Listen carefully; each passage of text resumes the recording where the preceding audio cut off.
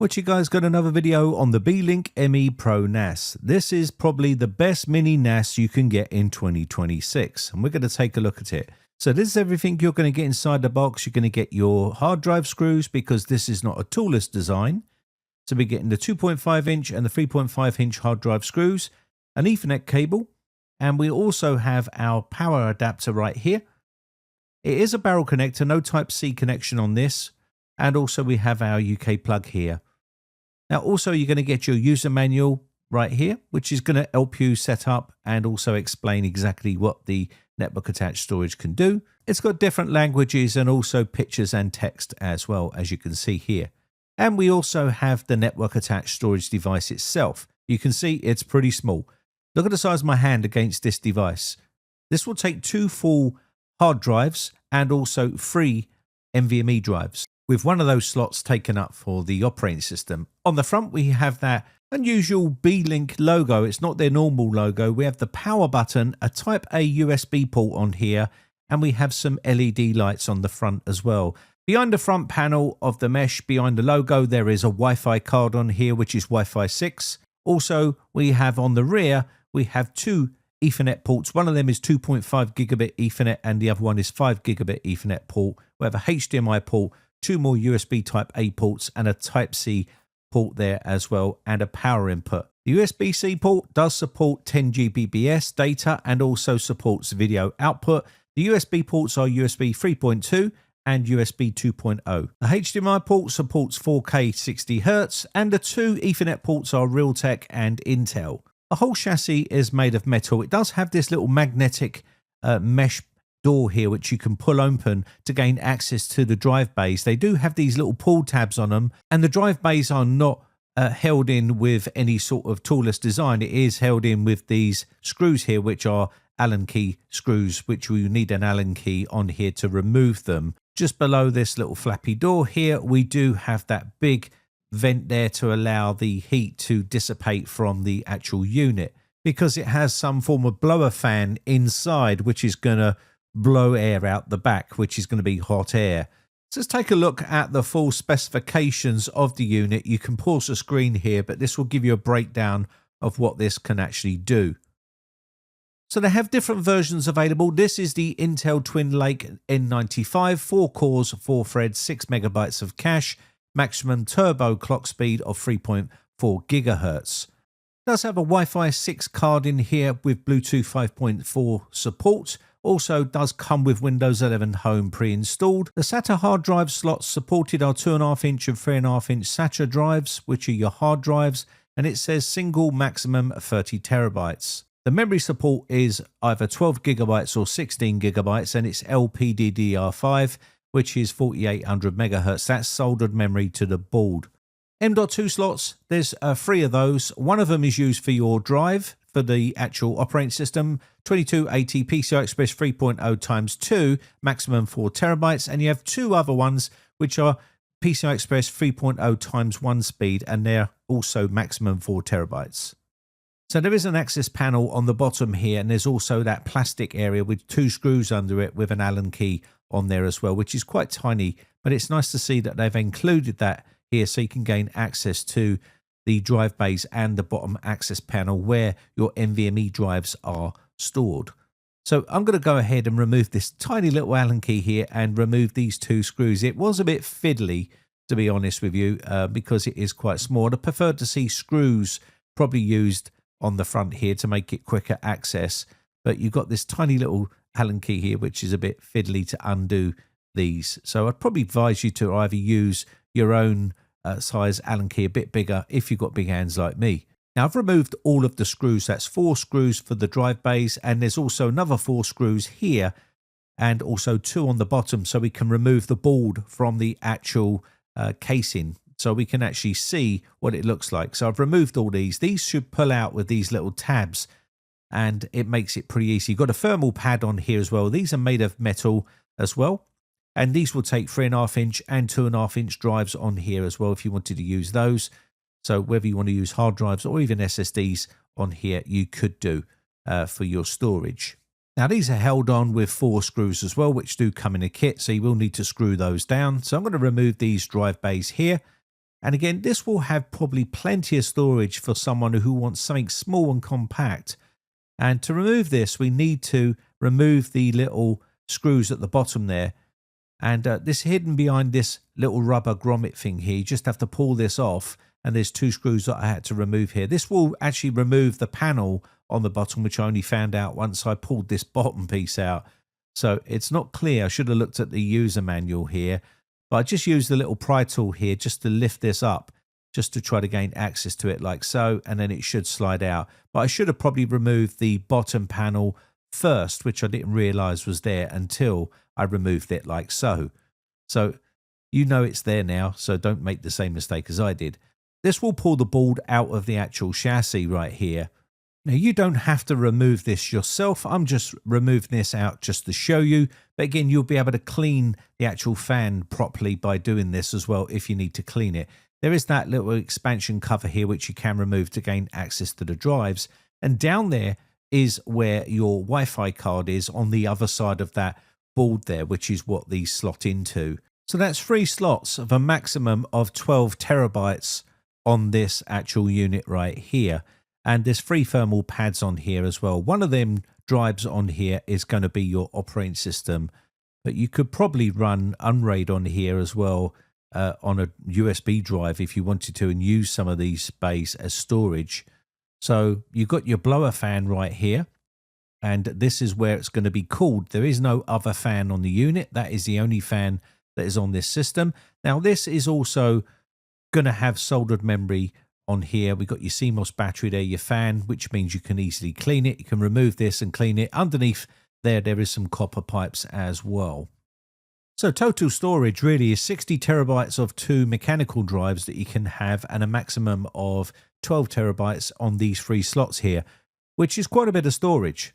So that's a total of 72 terabytes of storage. So you've got 3 drive bays here. Now that one could be upgraded, and that system drive is a PCI Express 3.0 times 2, and these ones are times 1.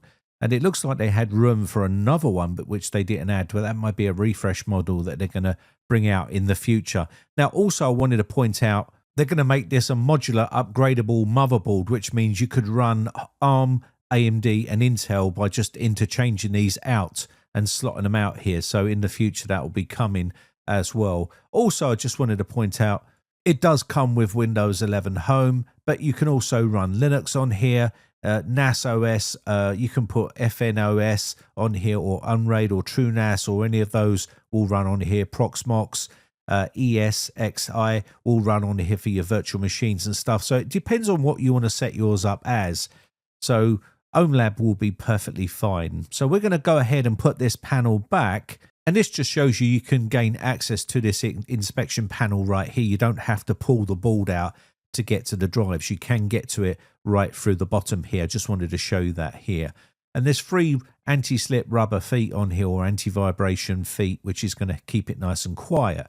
So to put the drives in, you just put the 4 screws in right here, and then you slot this right in to the actual bay here. They do slot in to a little groove right here, and then you just push them all the way down into the slot to slot into the board. So they're fully pushed in, like so. And then just screw them down with the 4 screws using your Allen key. Now it does come with Windows 11 Home, and again, this can be used as a normal computer if you wanted to, and have it as storage, but I would prefer to install other software on here. And you can put TrueNAS on here, or any of the other Zimmer OS or whatever it is. And I'll show you how to do that a little bit later on in the video. But you can see the Intel N95, and it does have 12 gigabytes of surface mounted memory on this particular model. You may be asking, why didn't they put DIMMs on here so you can actually upgrade and change it? And that's because of the memory shortage right now and the cost of memory. So they've probably gone down this route of having surface mounted memory. So if you need 16 gigs of memory, make sure you buy the higher model. So on here, I do have 2 drives installed, which are 2 4 terabyte drives. And you can see in Windows, if you was going to do this, you did initialize your drives like so. And you can, stripe these if you wanted to, or use whatever method you want. But you're going to be limited using Windows operating system like this. So you can see it does have the striped volume or spanned volume, or you've got simple volume. I'm not going to use any of this, and I'm going to use Zimmer OS for this video. So you can use Windows if you wanted to, or Linux. But we're going to run with Zimmer OS on this one. So download Etcher right here for the bootable USB flash drive, because you're going to need to have a USB flash drive to be able to install the operating system over Windows. That's what we're going to do. It might be possible to even run Unraid on a USB flash drive in the back here, and you could then use maybe those free NVMe drive bays for extra storage. I'll have to test that out. But what we're going to do right here is download Zimmer OS. Now, this is a really simple user interface that you can use to set up your network attached storage, and you can use your mobile phone as well, as you can see on the screen. So let's go ahead and get this downloaded, and I'll create the bootable media so we can boot to it and install it onto the system. So you just got to choose your flash file that you want to use. In this case, it is Zimmer OS right here. So I'm going to select that, click open, and it says my USB flash drive is right here. That's fine. And now click flash, and it will create that bootable media for us to boot to so we can install it on the system. Now, I'm not going to walk you through the whole installation process. If you want to see a separate video on that, let me know in the comments section down below. It is pretty straightforward, but once you've got it all installed and you go to the IP address that you've designated right here, you can set up Zimmer OS on this system. So I'm going to select my language right here. You need to accept their privacy policy. So I'm going to go ahead and do that before we can continue. Otherwise, it won't let us. So let's check mark this one right here, and we can click next, put in a username and password and confirm it. So make sure you use something strong here. I'm going to go ahead and do that right here. Click next. And pretty much all we need to do now is click to the dashboard. And it's so simple and easy to set up. I'm just going to skip out of all of this stuff because you can see the dashboard behind, and that's what our system is. I just want to quickly configure the drives here and get this up to date. Now you can see the actual client. If you want to get it on the computer, you can do here. But I'm just literally I'm inside my browser on another computer.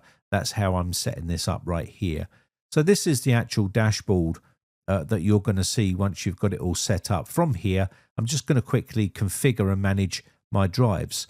So it says create storage. Let's go ahead and do that right here and click start, and this will create our storage. It couldn't be any more simpler than this. If you want single use, you can do that right here, or you can do combined use. Let's go ahead and do combined use because we have two drives, and we're going to set this up as RAID 1, and this is it right here. So from here, all I need to do is click next. But there is other options like RAID 5 or JBOD. So if you wanted to set that up here, you can do. If you had more drives, you would obviously click RAID 5. But we're doing RAID 1 here, so let's go ahead and do that here. So we are setting up a redundancy. You can do recommended options if you wanted to by clicking on that, and it will select both of these drives right here, like so. Let's do that. And we can now click next, and this will then go on into the setup phase. So there we go. You can give your storage name of your device so you can recognize it on the network. And this is useful if you've got a lot of other network attached storage devices connected to your network. It just makes things a lot easier to find things. So we'll just call this a Beelink right here, storage, and we can click create, and this will go off and create our RAID 1 system. It's going to warn you about it's going to erase all the data on these drives, and that's fine. We're just going to let it create that for us. So now it's created RAID 1. There we go. And now we can go here. And again, you can set this up how you like. You can create different users on here. It's a very good operating system to get started with at the beginning for if you're not used to network attached storages. This is a very useful and easy one to actually use. Temperatures were very good, and also noise levels were very acceptable as well during my testing. And if you want to see more videos on stuff like this, then let me know in the comments section down below. Also, you can see applications. We have tons of applications you can use, whether it want to be a Plex server or you want to set up some sort of a home assistant or something like that, or Jellyfin inside here. You can do. There's tons of apps you can use on this platform. So whether you want to set this up for all your photos, or whether you want to do a home theater center or anything like that, you can do this with this actual device. It will be perfectly fine. You can run virtual machines on here as well. Very simple and easy to use, as you can see on the screen. Now, this is not the only operating system you can run on here. Like I said, you can have multiple accounts on here. You can set this up exactly how you want and do what you want on your network attached storage device. It's great for backing up all of your data on your computers and devices around your home. And once you get a network attached storage device, you'll never look back. It really is super easy to use and very useful indeed. Now, how much do they cost? The cheapest is $369. The next one is $449. And all you're doing really is upping the storage here drive, which is your system drive. And the higher you go, especially once you get to here, you're going for the Intel N150 plus 16 gigabytes of RAM on here as well. And also the storage goes up a little bit. This is your system drive, will go up from 512 to 1 terabyte. And again, that is at the maximum of 559. So depending on what your specs are, to the lowest of 369 is pretty good. Anyway, with that said, that's going to be about it. And for full transparency, this was sent for review from Beelink. No money has changed hands. All opinions are my own, and no one is reviewing this video before it's released. Anyway, with that said, my name has been Brian from briteccomputers.co.uk. Big shout out to all my YouTube members who joined my YouTube members group. I appreciate the support. I hope you're having a lovely weekend, and I will see you in the next video. Bye for now.